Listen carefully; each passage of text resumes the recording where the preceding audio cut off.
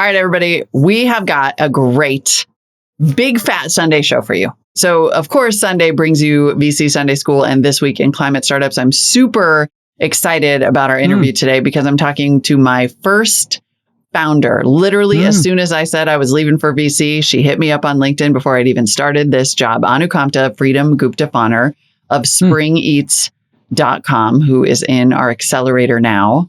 What is springeats.com? Maybe you could explain.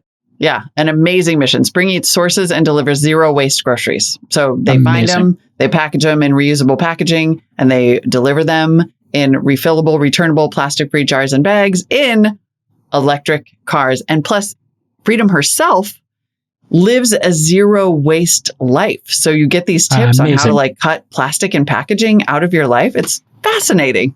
I fell in love with this concept when you brought it to me. It's an operationally hard business, but it's one the world needs. Imagine you get your pantry and your refrigerator stocked with a bunch of mason jars. Just that's but one example of a container. Gorgeous. And all of a sudden you open it up and it's beautiful life. Your flour, your sugar, whatever you got is just nice and clean. And then what do? You rinse the jars, you give them back. They sanitize them and you bring them back, and you never are ripping open plastic. Cereal, just cereal boxes. Come on, people. I know. You're wasting then that's cardboard. Cardboard with plastic on the inside. Inside? Give me a break. Yeah. Just give it to me in a mason jar. Give it to me in a glass bottle or something. And let's save the goddamn planet. But before we get to that, we have a great VC Sunday School where we go over all the statistics about the great change. We'll debate if it's enough or if this is a fast pace or slow pace, but the pace of female-led, women-led venture firms is accelerating, and that's great news.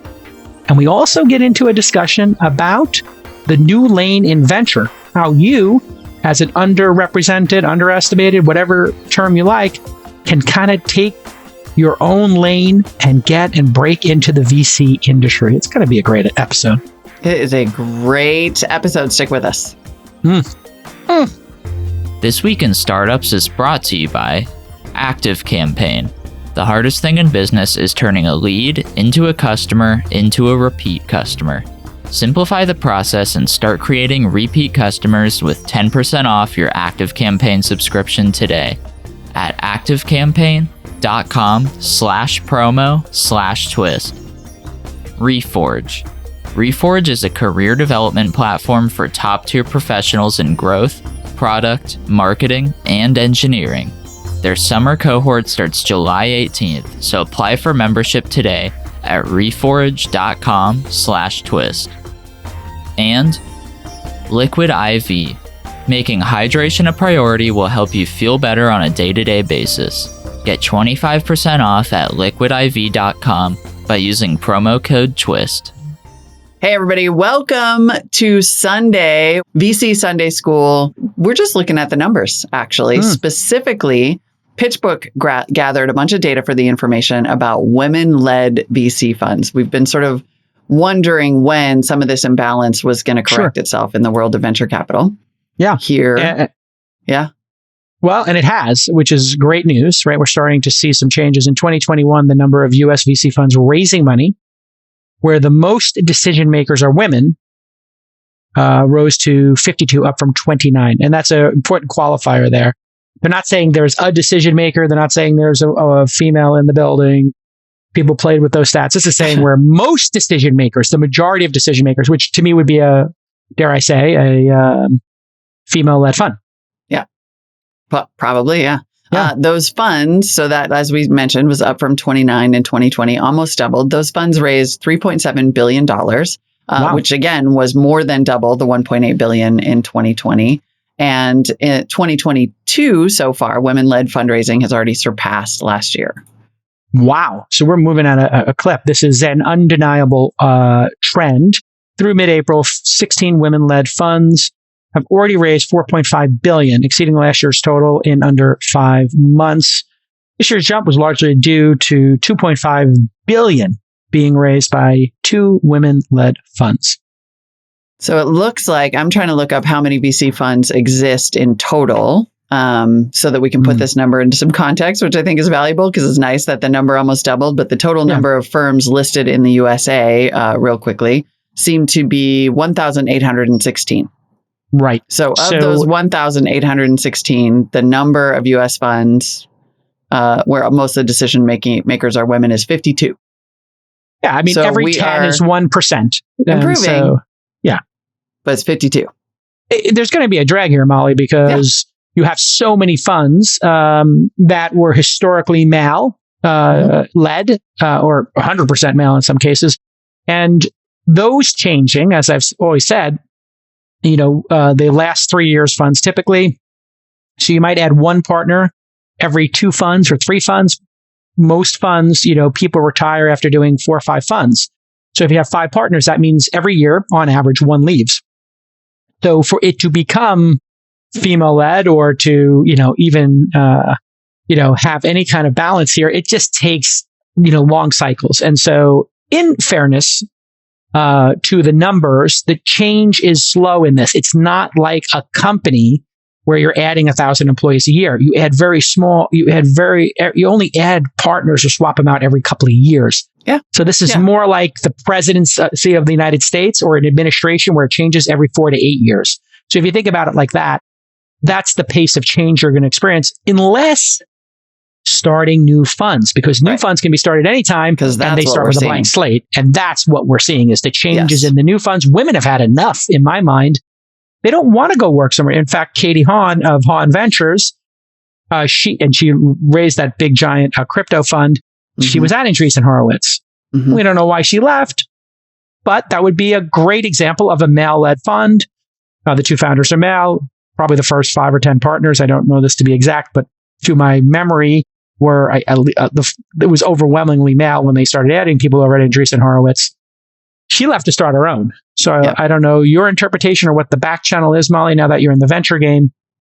But am I correct that the back channel would be, we'll just start our own? It's exactly what you're saying, right? It's like women either don't get promoted to partner and they don't know why, and so they end up leaving.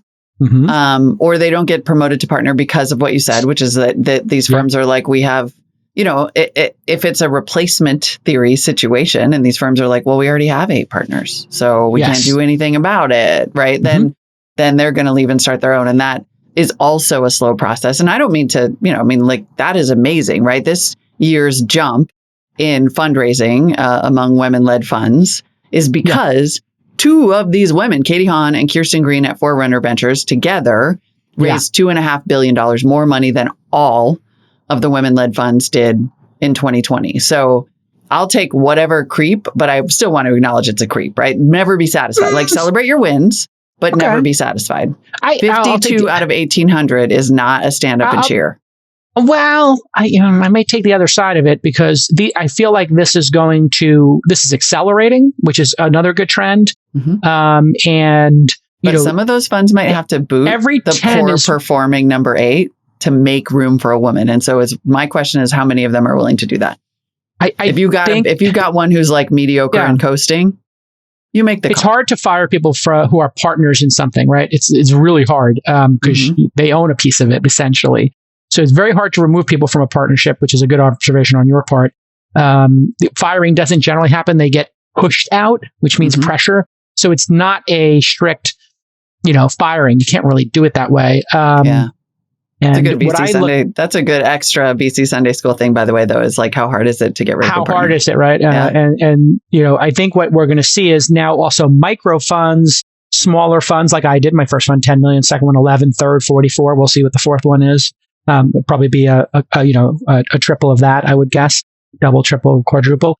You have to build up credibility over time. Even myself, as a very high profile, very successful angel, it took me time, took me a decade, and I'm a white male. So if this is about privilege and about signaling, even for me, it's taken time. And so if women are, maybe, if there's still some bias against women from LPs, I don't know that's the case. I think it's kind of the opposite. I think LPs are rooting for this change now. A lot of LPs are backing this. That's what we're seeing. Yeah, I just cannot agree with that, sure. No, I can actually, if we're going to do it in VC Sunday School, what I'll say is independent LPs, like high net worth individuals, very much want to see this change. And that's what's driving this. And then selectively at the big LPs. So I'd say the majority of the people who are writing their own checks for money, they overwhelmingly want to see this change. That's why we're seeing so many people of color, so many women raising funds.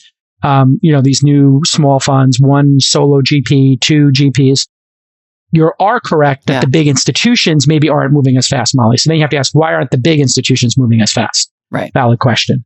With the big numbers. And that's actually a more complex one as well, which is they're just not adding more managers because they have too many managers. So there's indigestion there as well in the cycle. But 10, I would say that 1,800 number is a little bit misleading as well. So I would say the number's more like there's 1,000 viable firms out there. If there's 1,000 viable firms and we had 10 to 20, it means 1 to 2% change a year, which means this is going to quickly change. And I think it's accelerating. And so I am super optimistic about it. But I can understand. Keep going. I could understand as a woman, you being like, show me. Because the numbers I think the context really matters. Like that's my deal. I just want to put these numbers in context. So it is great. I agree with you that it's accelerating. I do think that there's more value being placed on it. It is not, I don't want to like read off that number and be like, it more than doubled and then be like, we're done. Because we're not done. Oh, no. It's good. I mean, it's clearly accelerating. Like if in the first 5 months, we've already exceeding last year, that's accelerating. So, and the fact that there are examples of $1 billion funds being raised by women is another high watermark, right? That's amazing. Didn't previously exist. Full stop. Yeah. In one way this is the thing with numbers, especially when things are nascent like this, people can then shape the numbers to fit a narrative. So a lot of times people say, well, what about venture dollars going to work? The majority of venture-backed dollars are going to work in male-run CEO companies. Okay, well, you use the term CEO, not founders. Okay, so that's a qualifier. You take that qualifier out and just say, with a female founder, it's going to be a different number. And then there's the overhang. Young companies raise small amounts of money. The survivorship bias of the big companies from 10 years ago raising now, when there was a lot of bias in the system and there weren't a lot of female founders, and you put the caveat of CEO led, you've now you've netted out a bunch of women who are co-founders in the company. And because they survived, they raise larger amounts of money. So 10-year-old companies are raising hundreds of millions or billions. 10-month-old companies, 2-year-old companies are raising hundreds of thousands and millions. So you got to look at the number of deals being done. That's what I think, if you want to be intellectually honest. What are the number of deals? Right. PitchBook, I think, call us. We have a request. Well, yeah. I mean, but you understand my point about this? I know it's a subtle point for people, but I encourage people to be intellectually honest about this.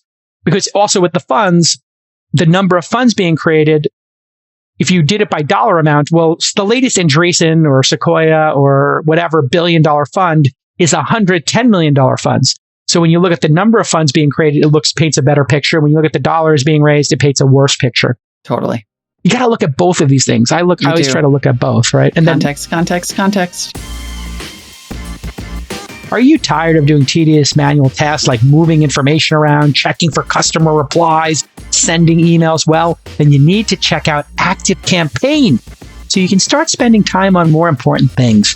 ActiveCampaign lets you create personalized experiences for your customers, and it saves you time while you do it. Because once you have these custom pathways created, you can automate them. This means you're going to save time and provide tailored customer experiences at scale. It's a win-win for everybody. ActiveCampaign, let me explain to you what's going on here. It lets you automate your email marketing, all of your sales pipelines, reporting, follow-up emails, scheduling, notifications, and more. So here is your call to action. If you're running a startup or an at-scale business, everything in between, you can start creating personalized customer experiences, and you're going to get 10% off your ActiveCampaign subscription today at activecampaign.com/promo/twist. 2 slashes in there. activecampaign.com/promo/twist. And you're going to get 10% off if you go to that URL. Well done, ActiveCampaign.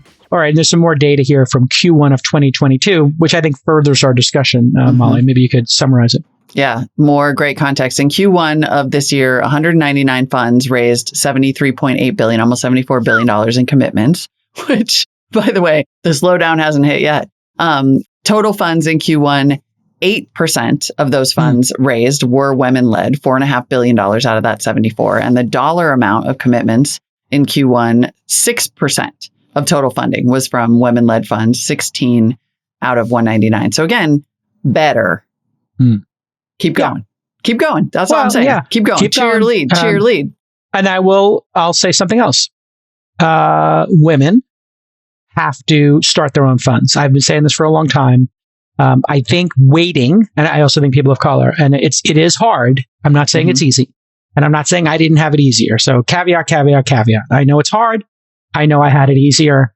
Not looking for a cookie, but we're just talking facts here. Yeah. And there are people who had it easier than me that went to Stanford instead of Fordham. So everybody's got a different starting point in this.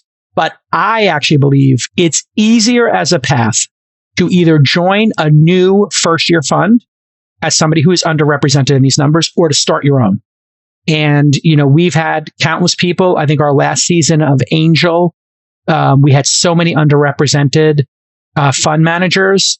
It was just amazing. And when I started that series 4 years ago, it wasn't easy to find people of color or women-led funds. I mean, and you know this as somebody in journalism who is looking for subjects, or you're looking for speakers at conferences, or you're like, we need to have more diversity in guests. I can tell you just anecdotally from booking these and working with producers on booking 10, folks, it's like, oh, we had that person on, we had that person on. We were cycling through the same 10 names. Okay, Aileen Lee. Okay, this person. And it was like, all of a sudden, these new faces started showing up. Yeah. And so this is trending in the right way. And the rules have changed in a way that makes it easier too. You can now do these public fundraisers, right? And you can 506C, great 506C has, I think, made a massive difference because you can raise in public in that way. You can build like a brand out of it, and you can do it on the back of an Assure or an Angel list, where you can totally do a $10 million fund, deploy capital without having to support an entire staff. Like there are mechanisms that it seems like have been created that I have learned about from the Angel series that have made it much more viable for people to raise their own fund. So rolling funds or just doing SPVs. Listen, we've done 250 plus SPVs now. We just crossed that threshold this past week. I was like, whoa, we've done a lot. 250 is a big number, but I saw 250. I was like, well, so I guess that means we're going to hit 500. I was like, wait a second. We're going to hit 1,000 at some point. Good job, That's us. Extraordinary, if you just think about it, 1,000 at $1 million average would be. Oh, I have no idea. I don't do math on the fly. $1 billion. $1 billion? I know. I'm totally like 100 million. Journalist plus numbers equals mistakes, Jason. I do this all on a calculator. I know. I do this to people all the time, but I know. I'm like, just add the zeros. Just add the zeros. I did some math in a founder meeting yesterday. You would have been so proud. Back of the envelope. I'm going to buy everybody a calculator. And I was like, one of the ones that can. But I'm going to have to buy a calculator that does billions and trillions for folks. The long and short of it is, yes, 506C exists. And so remember I said before, individuals want to support this and can support it easier than institutions. So if you want to paint the worst picture of this, here's what you do as a new fund manager. Try to go after the giant institutions and get them to back your first-time fund. Mm-hmm. Guess what? I'm going into my fourth fund. I don't have any of those big institutions. I have fund of funds. I have, other venture firms. I have high net worth. Like, not to be a jerk here, but I'm Jason Calacanis. I wrote the book on angel investing. I don't have Harvard. I don't have Yale. I don't have CalPERS. I mean, I'm also a solo GP and I've taken a different path, but you could really paint a horrible picture of this, and you could hit a brick wall by trying to get giant, endowments and universities and retirement funds to try to back you as a nobody. Yeah. And then you would think the whole world is biased against you. Then you could have a completely different experience. You try to get 100 people to give you $25,000 or $10,000 each. Get 100 people to give you $10,000 each. It adds up. Yep. It's $1 million. Then put $1 million to work, 50K at a time, 20 companies, and then do SPVs with the best. And then you'll get a totally different experience. So people are going at this strategically. And I had this beef one weekend when I was in LA, you might have remembered. And one person of color was, arguing with me over this. And another person of color, 10 other people of color who actually raised their funds were backing me up on this. And I was like, you're running into a brick wall like head first, that you're never going to knock the wall down with your skull. But if you go this way, you can literally walk around the wall, find 100 allies who want to give you $10,000, and then build a track record. And they're like, I don't want to build a track record. I want to convince those people they're racist. And I'm like, or sexist, or whatever it is. I'm like, yeah. I think you're tilting at windmills here, and there's an easier solution. Just let them slowly die and create a new system. Or build up your own track record and make it undeniable. And you know, that's what I did. People did not want to back me in the beginning because they were like, Jake Howell's this kid from Brooklyn. He's too rough around the edges. And you know what I said, Molly? I said, I'm going to be so good. You will have to deal with me. That's what I said. I said, you don't. I took it as such an affront when I got the no's. I said, okay. Yeah. You know what I'm going to do? Yeah. I'm going to build the world's largest syndicate. I'm going to get to 10,000 members, and I don't need you. And I literally said it to one of them. I said, I just want to let you know, now's when I need your support. Launch Fund 2. And they said, yeah, we realize if we don't support you now, you might not take our money for 3 or 4. I said, now's the time for you to make a bold bet on me. And they were like, no, we can't. We need to see more performance. That's not our business. We don't make bold bets. Yeah. And they just laid it out for me. And I said, you understand, I have like almost 1,000 people in my syndicate. I said, when this book drops, when my book comes out, it's going to go to 10,000. And then I won't need you. And I'm going to remember you didn't support me here. And then literally the person looked me dead in the eyes and said, we don't understand that actually. We understand that we can't support you now, that we need more of a track record. What you need to understand, Jason, is we're an institution. And I have to go twice a year in front of a board of directors with my endowment and explain to them, this is somebody who I had a little bit more of a candid personal relationship with. Right. And they said, listen, I have to go to them and I have to justify my existence and my job here. And I'm able to basically go to bat for one new fund a year to add to the collection. And that one, I have 10 of those right now that are on their 3rd or 4th funds that have 10 times the track record of you, Jake Al. I want to support you. I'm not designed to do it. There are limitations to my job as an LP. Yeah. And that's when I was like, okay. And I said to him, I said, I'll let you in for Launch Fund 3, 4, 5, 6, 7. And then I just totally changed my thinking because I was like, you know me, I'm a little, and I was a little more, when we got into our spat back in the CNET days with Engadget, I was a full contact guy. I was like scorched earth. Yeah. And I said to them, I said, I really appreciate you explaining it to that man. I totally have empathy for what you do, how you have to do your job. I'd be honored to have this institution in Launch Fund 10. I'll still be here. You'll still be here. I'll talk to you in 5-10 years. I'll come to you with every fund and I appreciate you taking the time. I appreciate all the advice. I totally flipped it with them. I said, and even when I don't need your money, I would love to make this institution money and I would be proud to help your mission. And I just totally became like mega gracious J. Cal. And I have remained that way with LPs. It's an honor to even have the audience, even have you consider it. So for all the people who turned us down, I'm like, I totally get your job. There's 1,000, we said before, there's 1,800 funds. I think there's really like 1,000 because there's all kinds of I think there's double counting of funds in there and stuff. Put the number at 1,000. You got 1,000 and you can have 20. So you can have 2%. If I become 2.1% or a part of the 2.2% at some point, or you drop a fund. And by the way, they don't generally drop funds. It's very rare for them to drop a fund. They like to, when they go in for a fund manager, these big LPs, Molly, they stick with them. They tell them we're going to commit to 3 or 4 funds. So our biggest LP, I won't say who it is, they told us, hey, we're going to put the 10 million in this fund. We want 25 million in the next one. Would you guarantee us that? I said, absolutely. And they're like, we want to be with you for 3 funds. We want to build this relationship. Once we go through the work to vet your fund, then we want to be with you on the journey for a couple of funds, right? And so I think this is the stuff where it feels to an outsider, and rightfully so, and I was an outsider, that they're against you. And I tell this story because, let's face it, the system was biased. So you could feel like it's biased without having the empathy for what they're doing as well, right? And both of these things can be true at the same time. They can add funds at a radical pace. They're not designed to do it. And there could have been institutional bias. And people could be changing the institutional bias, but because they only add 1 or 2 funds a year, they already added their 1 female-led fund and their 1 underrepresented fund. Right. And maybe they made them the same thing and same investment. So there's no more room in the, they can only absorb one or two based on their mandate. Therefore, you might, as a first-time fund manager, just might not have enough track record for them. Or if you are the fifth with a track record, they've already added their two. And the third, fourth, and fifth can't get in. They can't add 5 funds a year. They just don't have the manpower, the staffing. Sorry to use a sexist term. They don't have the staff. They don't have the resources. They don't have the infrastructure to just manage those relationships. Certainly not with small funds. That's the other thing is they write big checks. So I was also telling this person, and they were a person of color, and we were having like a full contact, discussion. And they were calling me a racist. And I said, but you're also a little bit naive here. You're raising a $10 million fund. You don't have a track record. You haven't invested in any companies yet, and you want them to give you $100 million.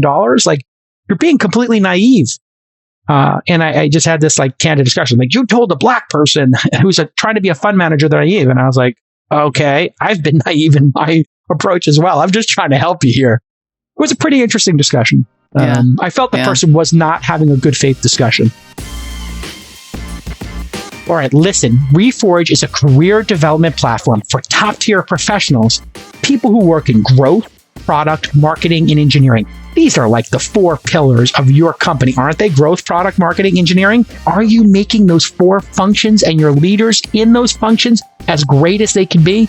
Well, Reforge onboards new members in cohorts, and then they give them year-round access to all the program content, a vetted community of peers, plus weekly releases and events. And here's why members love it. Well, career advancement. You're going to want to get a promotion. You're going to want to get a raise. And how do you justify that? By being better at your job. How are you going to get better at your job? You're going to do skills training and work with a community that's going to make you better. You're going to sharpen your blade at Reforge. Their summer cohort is starting July 18th, so you got time for you to become a bigger contributor at your company. You want to apply for membership today, and you have to apply.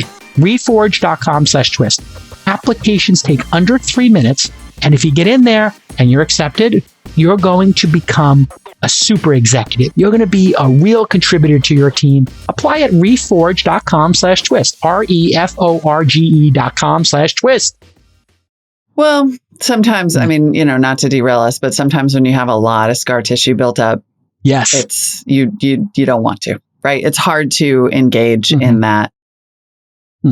It's hard to engage in that intellectually and not emotionally. Correct. Because there's a lot of real pain and harm, and it's hard to let go of that. And I had a smaller version of that. I had a chip on my shoulder coming in, and I was like, I don't want to be disregarded because I didn't go to an Ivy League school. I'm the kid from Brooklyn. I want this Ivy League school to give me some money from their endowment. And I took it personal. And I was like, was it because I didn't go to Harvard or Yale or, Stanford? Is that the reason? And they're like, no, we know who you are. We watch your podcast. We've read your book. We respect you. You're not listening to us. You don't have a long enough track record. Get to your 6th, 7th, 8th year. Get to your second unicorn. Right now you have Uber and Uber and Uber. Like, we can't tell if you got lucky once or if you're good at this. Like, literally somebody gave me, because I asked them, I said, I give you complete permission to be candid. Be as candid as you can. And they're like, this is how LPs are going to look at you. Did you get lucky on Uber because you knew Travis and you were friends with him and got an allocation? Or can you hit a second Uber? And I was like, okay, let me get back to work. Let's see. And then it was like grin, density, and they're like, oh, you don't own enough. That was the other thing they told me. You don't own enough of Uber. So we don't believe you could get a big enough allocation. I was like, oh, is that right? Okay. 2% of superhuman, 5% of density, 12% of grin. Let's go. 5% of calm. Let's go. Okay. What's the issue now? And then when I go out and you'll come out with me for Launch Fund 4 and you'll be in the meetings, now it's going to be like, okay, now what's the reason? Why can't you back JCal? Right. Oh, you're not adding funds this year? Okay, fine. I'll take it. It doesn't matter to me. I'm going to raise my fund way or the other. If I have to raise $50 million funds, every 2 years instead of $150 million one every 3, it's no sweat off my back. So I think you have to, since we're here in VC Sunday School, it's a bit of a deep rant here. You have to look at this strategically as as somebody without performance yet, no track record, or a person who is underrepresented, underestimated, whatever term you want to choose, in their loaded terms. I don't know if people find underrepresented or underestimated as, insulting or inspiring. Putting it all aside, they're not just the same thing, but yeah. I think that's the key, right? Underrepresented is fine. If you're an underrepresented founder, and that could mean your race, your gender, your age, all of those things. Country of origin, it may be a different path. And I think what we're saying now is the most important takeaway here is those different paths exist. Yes. Previously, they didn't, and now they do. So get it. Thank you for saying it that way. Because, when I say it, people are like, white guy said X, or guy who got lucky on Uber said Y. And, I'm really coming at this from like, there's a back door. Mm-hmm. There's like this back door over here. You don't have to go through the front door. Just do an SPV. And it's not lesser. The back door is not lesser. Like it's not, I think that's what's important too. You're not cheating. You're not like, you can just sort of say, this system is not working for me at this moment and doesn't want to. And I'm going to find a thing that does work for me. Like that's, as I told everybody, they're all equally good options. And in fact, some of the new ones might even be better. I just told everybody, when I came in the game, I made my own lane. Period. And people were like, oh, how could you quote Kanye? Whatever. It's like, because it's the truth. Like, there is a lane here, and you can make your own lane and be so good that they can't deny you. And you know what? Everyone's like, oh, you're putting small dollars to work. Not to the founder. Not to the founder. That first 50K, that first 25K, the 100K, that's an early commit, is more valuable than the last 250 where there were 10 late stage companies who were throwing money at the founder. The founder, when they get that, they're like, oh, okay, look, I got one term sheet, 2 term sheets, 3 term sheets. They just pick one best terms. Mm-hmm. That's not how the angel round is. And if you go out there, you say to the founder, if you give me a 50K allocation, I'm going to raise it in an SPV 1 to 5K at a time, but I believe in you. I want to be an advisor. I'm going to go out there and sell the heck out of your company. I'm going to get an SPV with 50K in it. You might wind up getting 250. And all of a sudden, and that's what happened to me with Calm. Calm was going to shut down, I found out after Alex told me the story. It made me very emotional when he told me the story. Because he said, you know what, J-Cal? I need to tell you this. He told me on stage, we had pitched 40 VCs. They all said no. You were so enthusiastic and believed in us so much. And then you showed up with $376,000, 50K from the launch fund one, $328,000, I believe, from the syndicate, the first syndicate I ever did. He said, we couldn't believe it. We almost didn't want to take the money from you because we're like, he's the only person who believes in us. Nobody believes in us. We're going to fail. And then we're going to take J-Cal's money. They kind of felt like almost like if nobody believes in us and we burn J-Cal's money. And I was like, wow, it's so obvious you're going to make it work. You got the domain name calm.com. You created the $1 million homepage. The product is excellent. People are getting value from it. You've made $10,000 already. I was like, let's go. Mm-hmm. It's a $150 million position for us now, or something in that range, depending on where the value is. We own 5% of the company. Yeah. And I got that by passing the hat. There were 60 people in there in that SPV. There were 60 people, 6K each. I'm trying to tell you, you could pass the hat for 6K each. I didn't know anybody in the syndicate. These were random people who also believed in it and believed in me. And that could be you. That could be you with an SPV.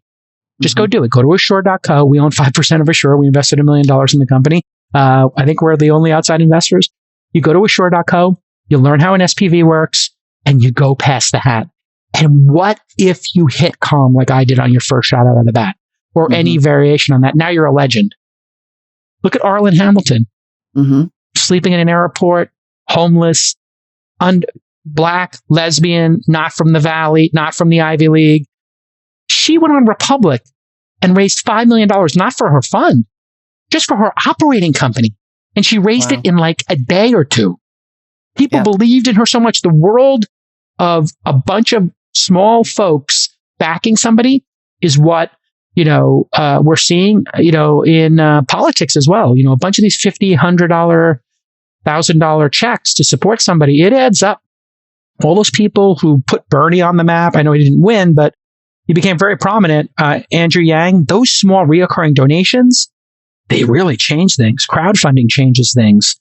GoFundMe, Republic, Kickstarter, Patreon, you look at that dynamic, that's in venture. It's called an SPV, special purpose vehicle. So here endeth the lesson. Listen, when you push your body really hard, it's important to stay hydrated. This is especially important for people with crazy work schedules, don't I know it? I've been getting back into shape lately, and staying hydrated has been huge for me. So if you want to keep your hydration up, you need to check out Liquid IV.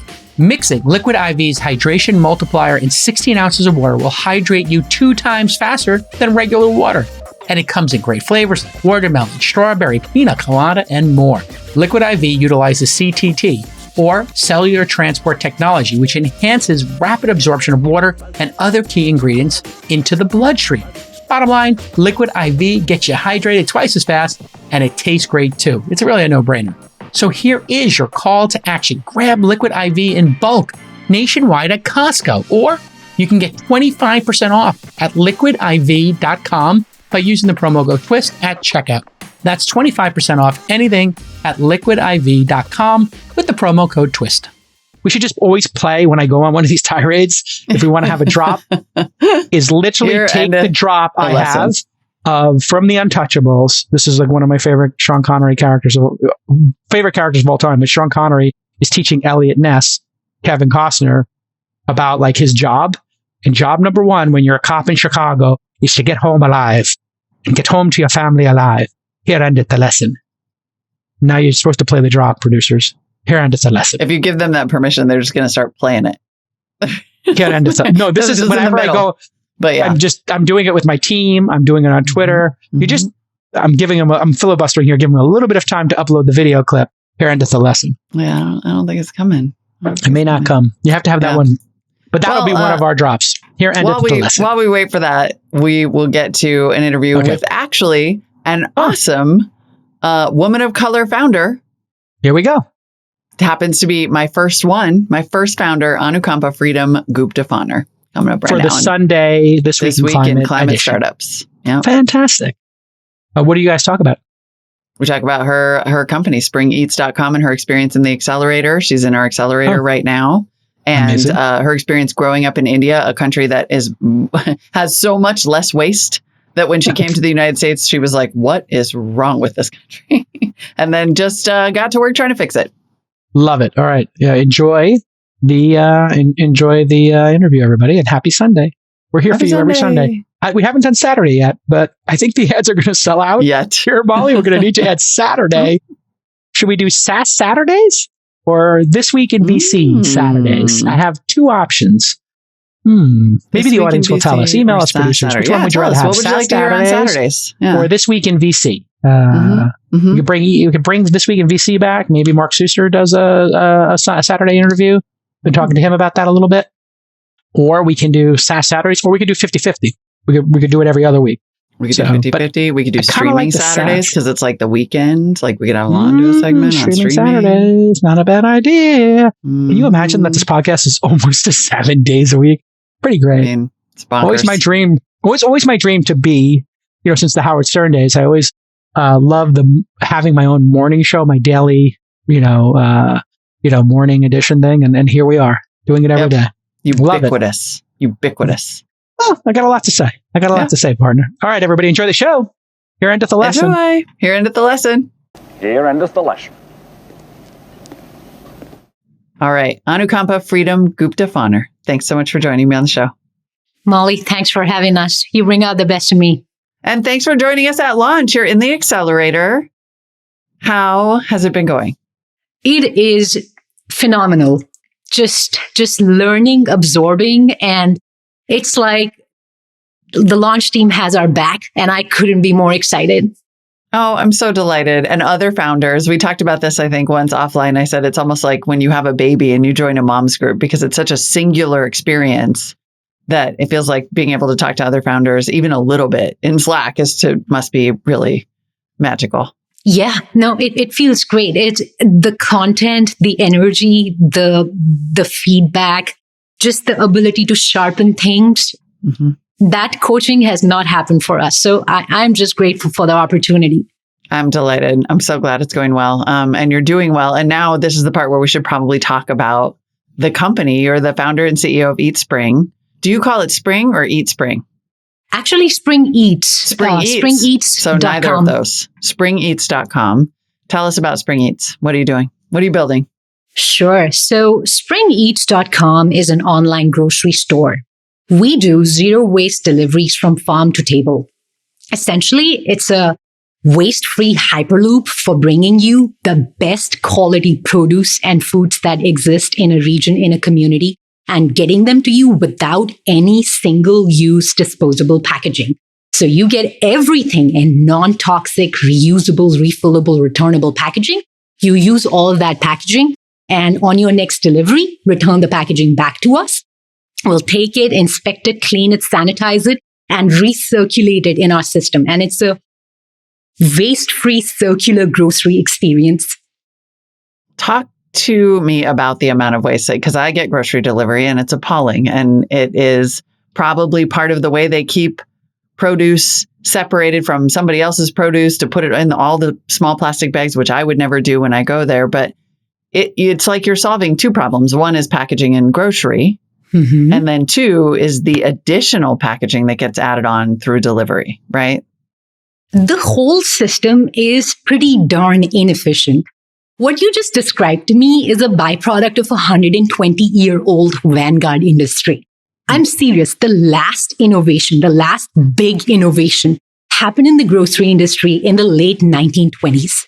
The shelving and the stocking and the grocery stores that you see today, they're a product of a different generation, a different time. What we need to do and what we are doing is make this transition to 21st century waste-free grocery stores and supply chains. And that's what we're up to. Yep. Let's do some nuts and bolts quickly before we talk about how you came to this. Currently, I know that as soon as I heard this, I was like, where can I get it? You're only operating in DC. How is that going? And tell me about the sourcing. Sourcing is the heart of the product. So we're working with local farmers, local producers, local bakers, and essentially taking away one of their biggest pain points, one of their biggest costs, and that is the dumb single-use packaging. On average, 10% to 30% of a product's cost are the packaging. So when you go into the grocery store, you just paid like 10% to 30% of the tea. Like that was the packaging, right? That was not the actual tea. That was the packaging. And it's a huge problem for small producers and makers. So we're removing all of those inefficiencies for them by giving them good quality reusable packaging that they can use. And again, we source like the top 2 to 3% of all of the produce in the market. That's what we offer to our customers. The quality of this, the sourcing of this is at the heart of this. And if we want to win this, we have to build the infrastructure on the supply side. And our energy right now is focused on building that infrastructure. When you say building that infrastructure, what does that look like? A system of suppliers, a delivery mechanism, all of that? All of the above. So just think about this, Molly. At this point in time, if you are Farmer Martin from Pennsylvania, to come from Pennsylvania to Washington, D.C. to sell your strawberries and your raspberries, you have to make 200 stops. 200 stops. And that's because he's a small farmer. Wow. He cannot make a grocery store. He cannot pay the shelving fee, the stocking fee. It's just way too expensive. So he's making all of these stops just to offload his strawberries and raspberries. And all of these are packed in single-use packaging. You can imagine how expensive that is. He has to market on his own. He has to figure out where he can set up a booth, what farmer's market he can go to. It's pretty inefficient. With Spring, he has to make one stop because we'll buy all of his strawberries and raspberries. He doesn't have to buy any more single-use packaging because he uses our reusable packaging as a service. And life is easy. I got the best produce from a local farmer. It's less than 200 miles away. And people in the district enjoyed freshly picked strawberries sometimes from the same day. So he picked them up in the morning, we're delivering in the evening. Yeah, that's how this works. In like a beautiful glass container or a reusable bag of some sort. for the strawberries, we actually are testing out stainless steel clamshells. It's pretty amazing because there's a pretty deep user experience side of this. I mean, think about this goddamn plastic clamshells. Half the time they'll cut your fingers. They're so difficult to open. They need some type of glue to be put in there. Like, there's this packaging rage, wrap rage. It's real. People are struggling with it. And with good design, good reusable design, you achieve two things. One, we save costs. I can amortize my packaging thousands of times. My stainless steel clamshell is like a subway car. It's not a personal vehicle, right? It's going to be used thousands and thousands and thousands of times. And we'll keep washing it and reusing it. And because it's made of one material, right? Single material, even at its end of life, it'll give me value because it can be melted and remade into a similar product, right? Like, that's the beauty of just thinking through the design element of this. The second problem this solves is it's obviously better for the end user. You're giving them a aesthetically pleasing experience. The refrigerator doesn't look like a little junkyard, like it's actual food without the garbage packaging. So talk to me too about the, I really want to come to your design lab and see all the different packaging they're experimenting with. Are you actually experimenting with producing and creating that yourself and having it manufactured? It can work two ways. So, we have done both things. So think of like 10 to 12 standardized packages in which you can fill 5,000 to 6,000 products. So it's not like we're going and making new things for everything. I need 10 to 12 good types of packaging. It could be stainless steel clamshell. It can be a glass jar. It can be a baguette bag and a produce bag. And once we have that suite in place, like you can just use it for pretty much anything. Now, in our first version, we have made a lot of it in-house. And the reason we had to make so much of it in-house is the current system of linearity is like all built on disposables. So what is available in the market is disposable packaging. The reusable packaging that I need just doesn't exist. So a part of that packaging had to be built from the ground up. But a part of that packaging, we were able to source from other parts of the country, other parts of the world, where reuse has been a norm. Like, they just believe in the fact that you should be eating out of non-toxic, clean reusables, and these are durable products. So it's been a mix of both. But the packaging element of this is pretty damn innovative. In fact, we have a waste-free labeling system as well that we're testing out. So I'm not sitting here and printing like 15 labels for like 15 homes. Like, Molly's home is number 1, and Jason's home is number 2, and Nick's home is number 3. And like, let's print and like put stuff on the bag. We're not doing any of that. We have a reusable labeling system that we can use. So we're not even printing paper. So yeah. Wow. And the unit economics of buying goods that don't have to be packaged, not having to pay that cost, is partly what gives you actually an advantage over other grocery delivery services, right? It absolutely does. I mean, going beyond the environmental impacts of this is actually a good business. This is the definition of mission meets business, because the most wasteful element in all of this is single-use packaging. And then you have created, on top of that inefficiency, a system of stocking and displaying and customers picking things up and then rebagging those things and checking those things out.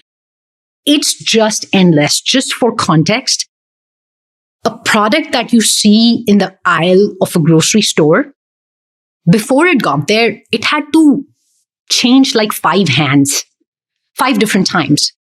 And then when it was put there, it's again going through you, and then it's going through a cashier. So it's like pretty broken end to end. And when you remove that inefficiency, that unnecessary labor from the supply chain, you come out winning.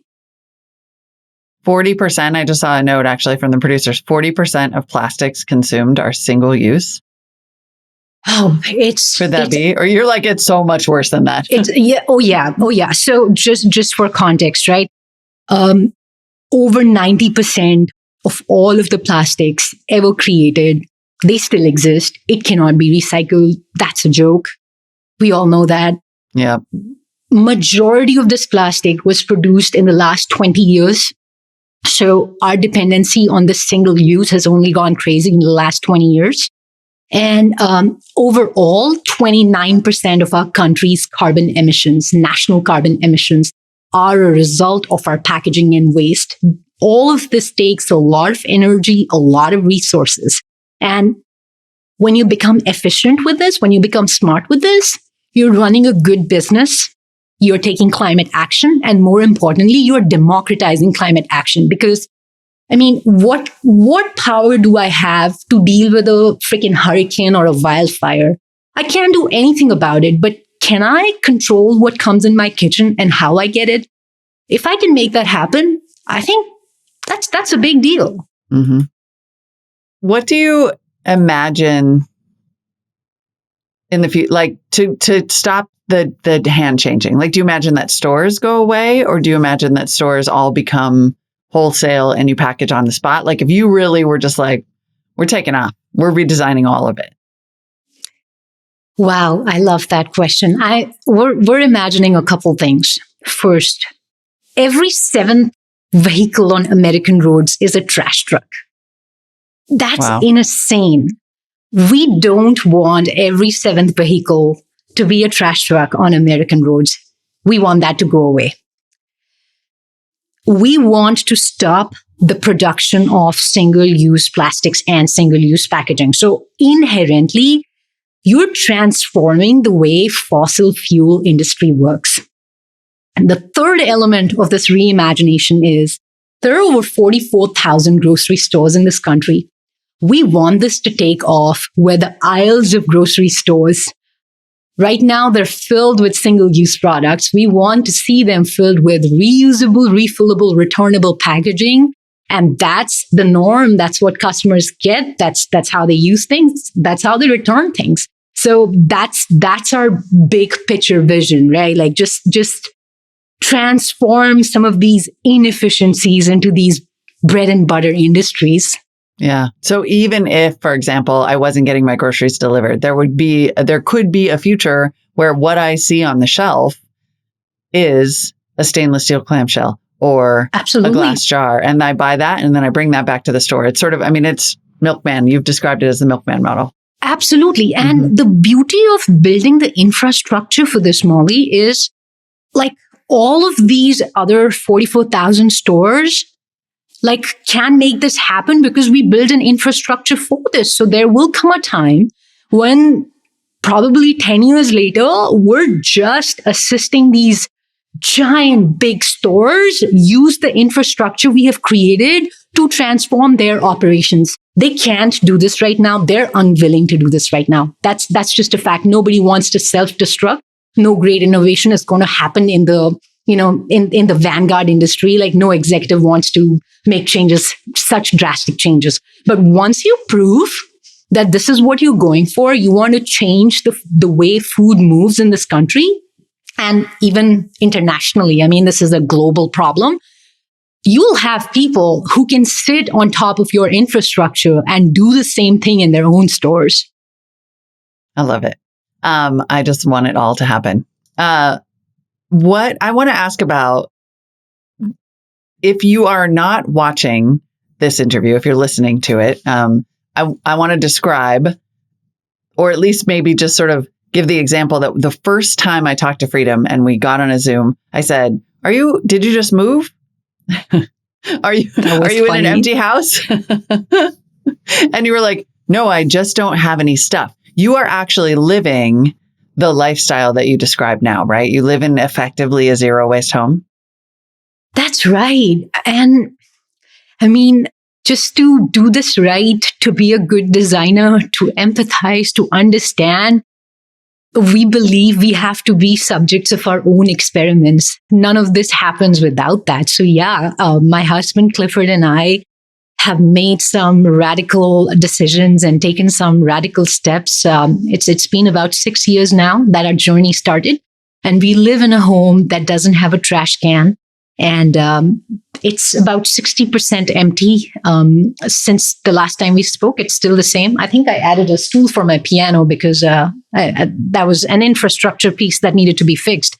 But yeah, that's true. So what do you mean by radical? Help walk us through this, because I feel like zero waste as a concept is starting to take off. But when you really look around, when I look around this office and I think about, I don't know, just the box that the Kleenex came in, or the little, like, my lotion came in this jobby. Like, what did you have to do and where did you even start? Oh boy. It started off with a very simple product in the coffee industry. It started off with a coffee sleeve. And this was you, and you started off at the clock. You started on like a war on the coffee sleeve. This is a big part of your background story. That's true. So, I've always been excited, and I've always worked in the environmental space. Just a little bit of the background here. Yes, please.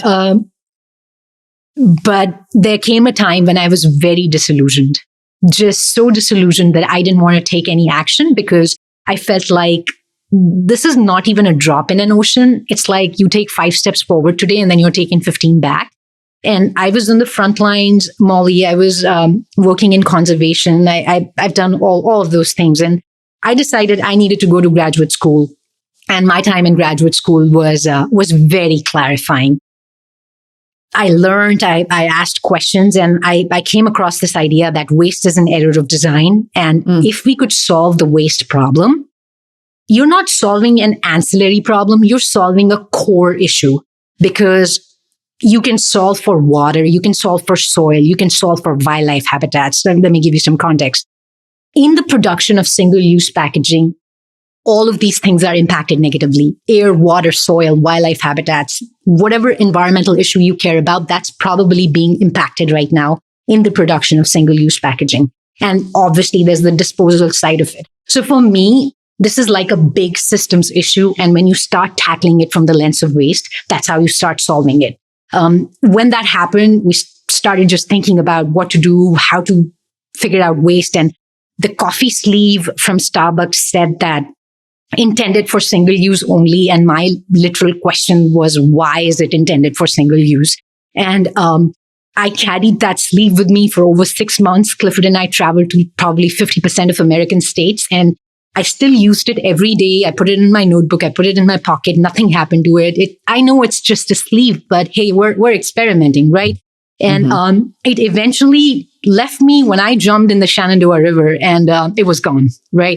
So it started out with a coffee sleeve, but after that, it went to the cup. After that, it went to, how am I buying shampoos? How am I buying conditioner? What's coming in the home? And the kitchen was the mother of it all. Like, that's the black hole of waste in your home. If you can fix stuff in the kitchen, 70% of the waste that you produce in your home is like gone.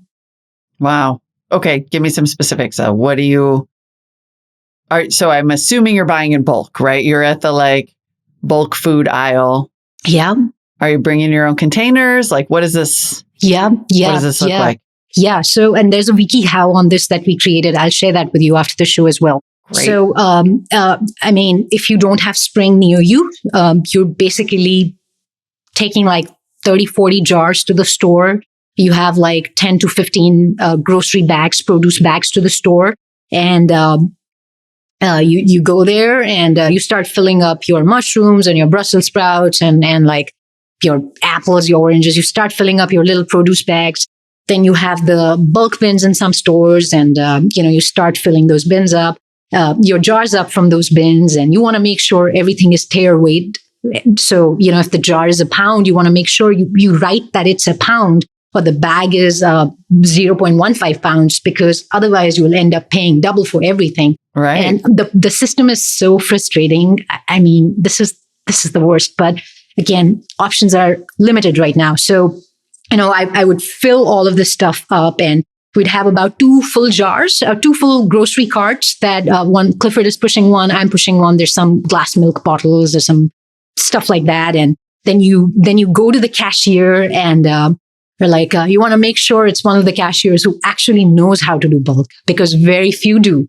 And then they'll like pick it up and like weight of the bag. Then I created a slip for them, standard weight for every bag, and printed weights of the bags on the bags, printed weights of the jars on the jars. And then they would like literally stand there and 1 pound subtracted from the overall weight.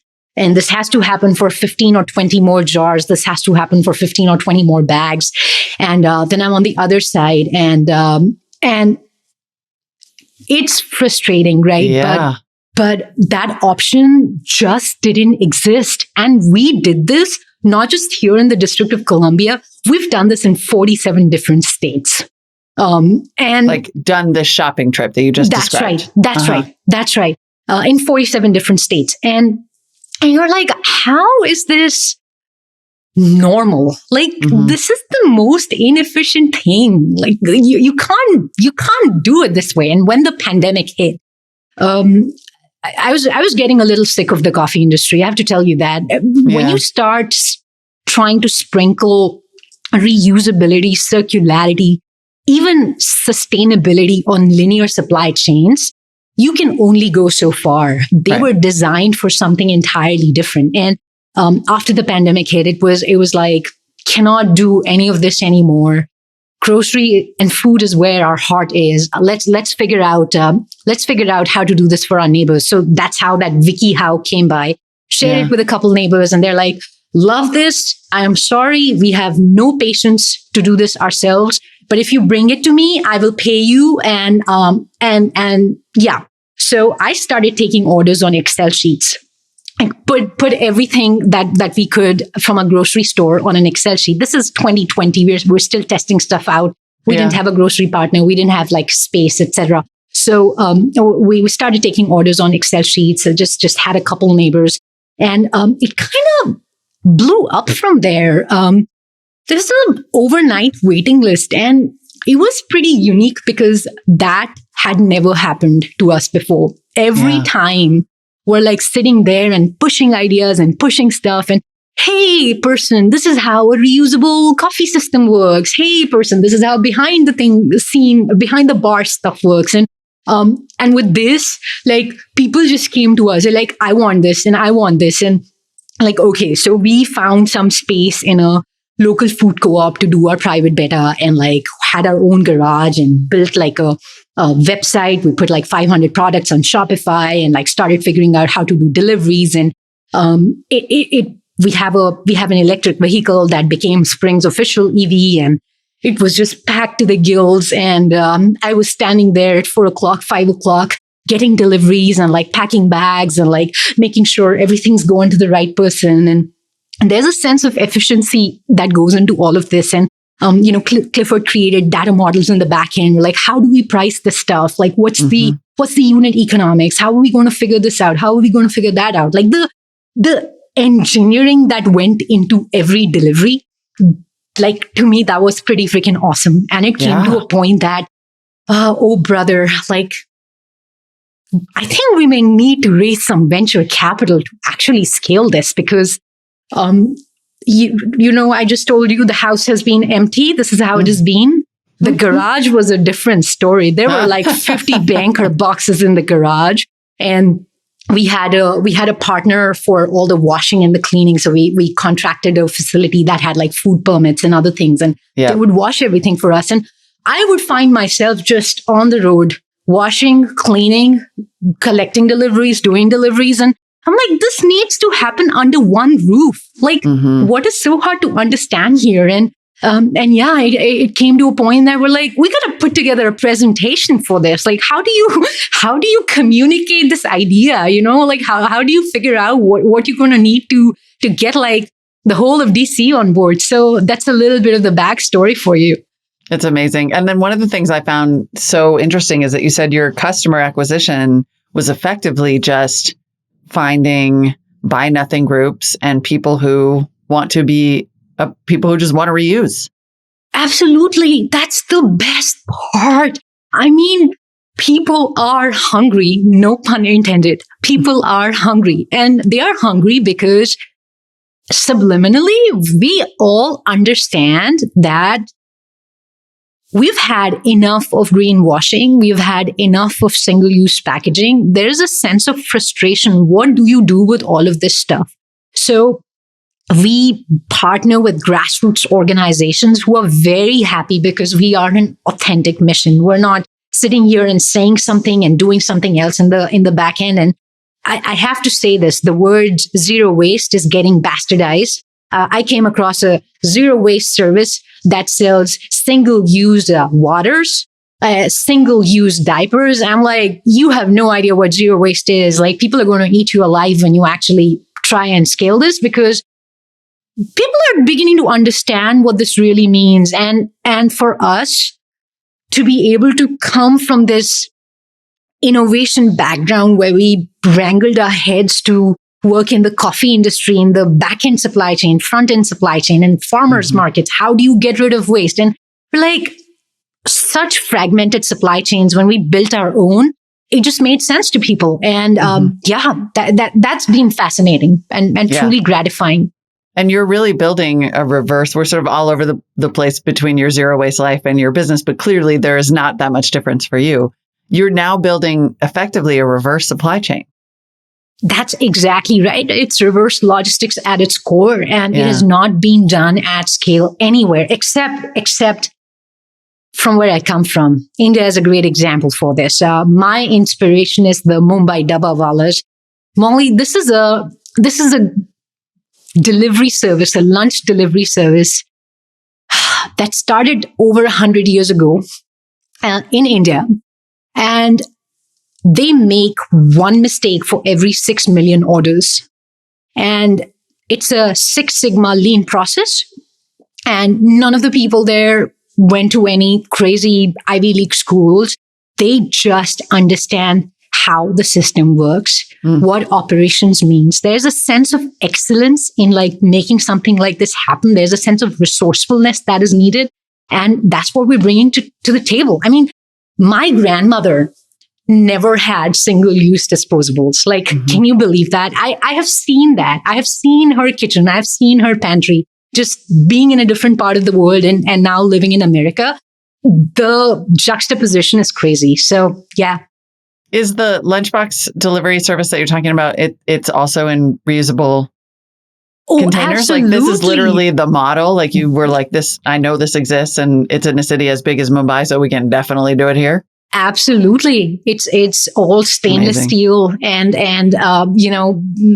chiefs from FedEx and UPS go and study that model. They have written Harvard Business School case studies on the model. There is so much innovation in parts of the world where resourcefulness is your only way to survive. Well, and that's one of the things that you said to me when we first met, that when you were growing up, you just did not see that. When you came to the US, you were just astonished by the amount of waste in general. Soda cans and wrappers and this and everything. Food waste, my goodness. Food waste, and food waste is a part of the tech puzzle we're trying to solve here. Grocery stores waste an immense amount of food.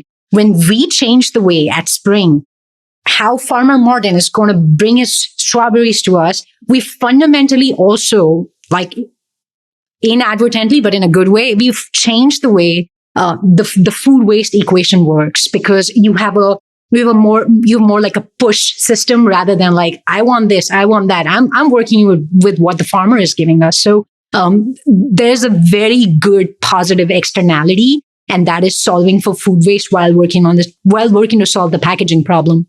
Yeah. How do you scale this? When I brought this to Jason and said, this is a great company, I'm super into it, he said, well, it's awesome. We all agree we want it to exist. It might be operationally insane. How do you overcome the sheer operations challenge, not just in one city, but ideally, all of them? Yeah. So just conceptually, right, Molly, the way we think about it is you're building a railway track. When you've built the railway track, anything can ride on it. Any type of car can ride on it. That's how we think about scaling this. So right now in the District of Columbia, we're working direct to homes. The way to scale this, take this to the next level, is you bring on board campuses, restaurants, commercial kitchens. All of these people need a supplier for their food. They all need a supplier for their back-end kitchen. when you've built the system, you don't just go deliver to a home, you start delivering to bigger organizations and bigger systems who need your products. Essentially, you become a food distributor for a group like that, right?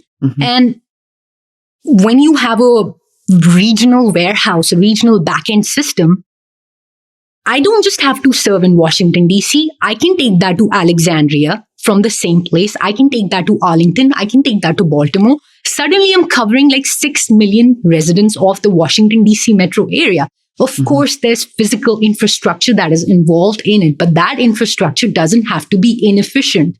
It can be made efficient by like doing all of these things that I just shared. So there's a science to scaling this, and it starts by truly getting into one market, like acquiring every part of that market that you can. And from there, they're going to adjacent markets where you can leverage the existing system that you've built, and you keep building upon that. That's the way you scale something like this. Yep. All right. Now I want to do a little bit of a lightning round of zero waste categories, but I want to leave us with some tips. So the kitchen, I think we have sort of like, sounds like groceries generally covered. What about beverages? Like, how do you get zero waste wine?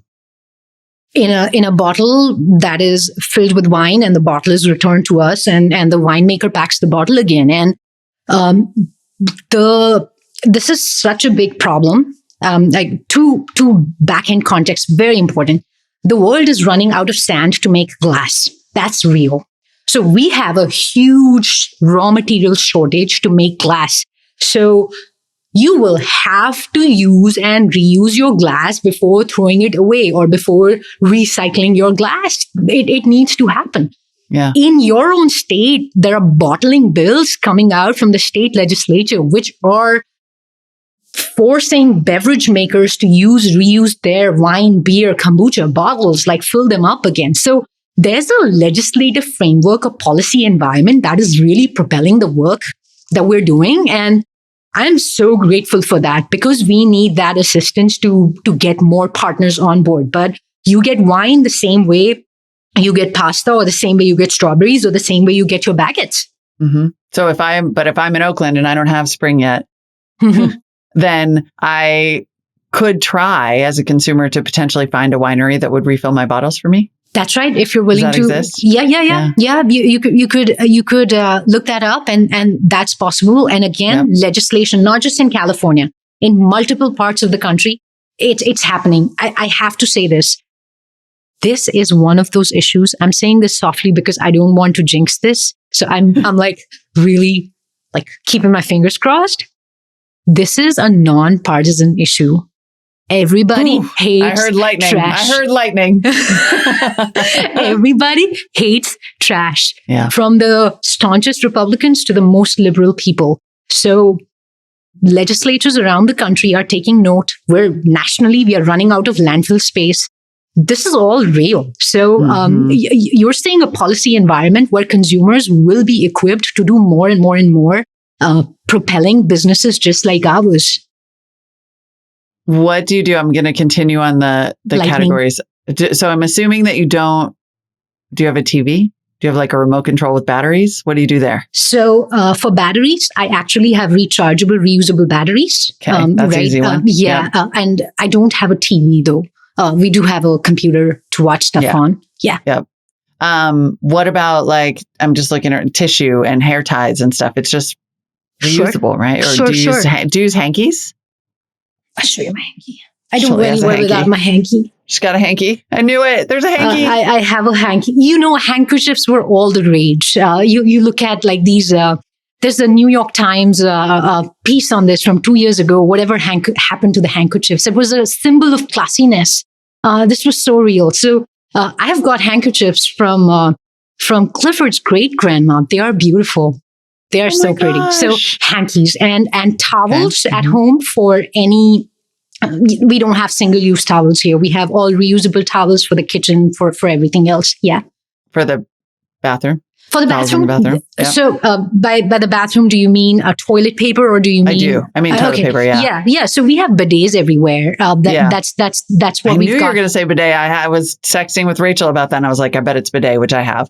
Yeah. It's all bidets, but I do have a point about the bathroom. So I know for some folks, bidets may be like, hey, this is too new for me and things like that. But weird. But the problem, if you want to use like traditional toilet paper, my urge is don't use traditional toilet paper. The biggest TP making companies in this country are cutting down old growth forests to make toilet paper. So Canadian boreal forests are cut to make freaking single use toilet paper. If you need toilet paper, bamboo toilet paper is a better alternative because we need all these trees to just naturally capture the carbon. We don't need them to clean our bums. So is that too explicit for your show? Not in the slightest, because maybe offline, I'm going to ask you about period because I looked up zero waste period life and I was like, there's a disc. I bought the disc. There's a whole bunch of stuff out there. I can talk to you about zero waste period. Please, it's freaking fascinating. It's awesome. It's been 4 years. I found the period solution that I should have found when I was 12 years old. And Clifford has not had to run to a late night pharmacy for me because I have the ultimate tool at hand. So I have reusable period pads and they have reusable slip-ons in them. I use them for my period every month. I wash them, I clean them, and I use them again. It is pretty awesome. And even from a point of view of how much chemicals the everyday woman exposes herself to through single-use period packs, it's all gone. My period packs are organic cotton, and I wash them every time I use them. Yeah, it's great. I think I bought 15. I still have all 15. Wow. Yeah. And you just could, live with 15. Yep. I got the cup. The cup is cool. The cup is cool. Yeah. I mean, I think that people are taking these kind of baby steps. And once you have started taking a baby step, it snowballs. It snowballs so quickly. Exactly. And we need to influence consumer behavior. You have to give consumers something to buy, which is what you're working on. Yeah. And in your rapid fire, right? So I'll give you an example of how the vacuums in this house work and how the air filtration system works. Yes. None of it is single-use filters. So the vacuum has got a washable filter in the vacuum. So, I pull it out every couple months, wash it. The same thing with the air filters. I don't have single-use air filters. It's a stainless steel air filter. You just hose it off, you dry it, you put that thing back on. So stuff like this can happen. Alternatives exist in the marketplace. You just need one place to start. Like you said, once you start, you kind of can't stop. It's pretty addictive customer behavior. It really is. Well, and then tell me about the greenwashing part of it, because if you start, putting zero waste into DuckDuckGo, then you get zero waste kits, and there's all kinds of things that people want you to buy that have this name on them. Some of those things seem legit. Others maybe aren't. How do we know when we're getting greenwashed? There's a formula for this. Okay. If the product that you're buying will help you get rid of single-use products 150 times, you made a good purchase. I say 150 because you've kind of beaten every other environmental metric by that point. So when you're buying a tote bag, they say you should use it 30 times to actually beat the environmental impact of making that tote. And then you keep using it more and more and more.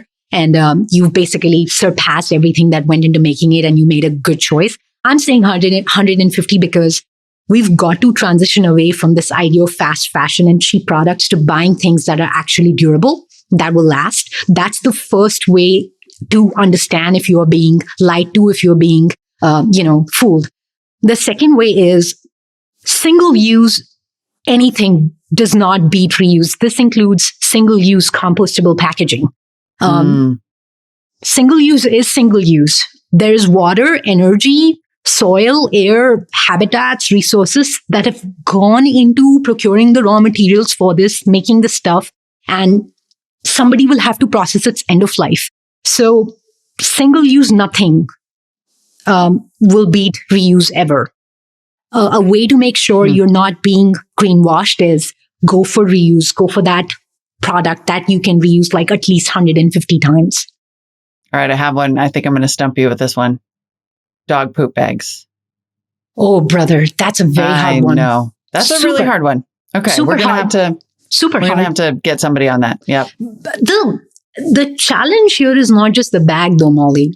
This is something we've thought about just in terms of thinking through product design of stuff. It's the poop itself. I mean, if it's like cow poop and horse poop, you can put it back in the soil and use it as manure, etc.